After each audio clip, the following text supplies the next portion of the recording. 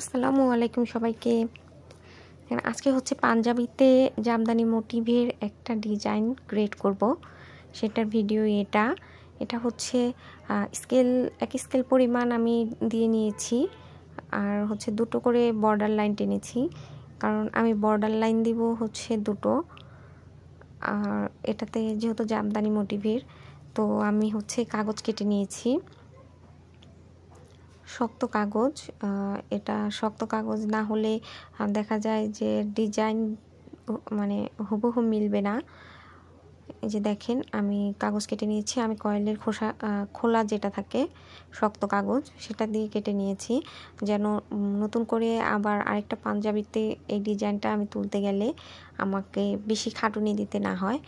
আর এটাতেও যেন শেপ সুন্দর আসে, সবগুলো ফুল যেন আমার সমান হয়, সেজন্যই আসলে এটা কেটে নেওয়া।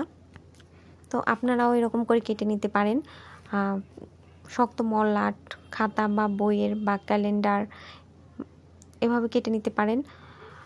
আর দেখেন, খুব সহজেই কিন্তু হয়ে যাচ্ছে, কারণ এত কষ্ট করতে হচ্ছে না বা টেনশন করতে হচ্ছে না যে সবগুলো ডিজাইন বা সবগুলো ফুল সেম হলো কি না।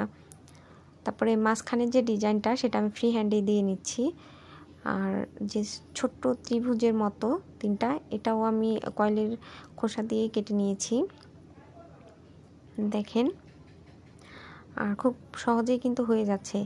তো এই ডিজাইনটা দিয়ে আপনারা ওড়না অথবা জামার বর্ডার বা বেবি ফতুয়ার কাজ করতে পারেন। দেখেন কি সুন্দর করে হয়ে যাচ্ছে। আর পছন্দ মতো সুতা দিয়েও আপনারা কাজ করতে পারেন। তো এটা হচ্ছে তো ফাইনাল লুক। তো সেলাইয়ের পরে আপনাদেরকে আবার দেখাবো। ধন্যবাদ সবাইকে।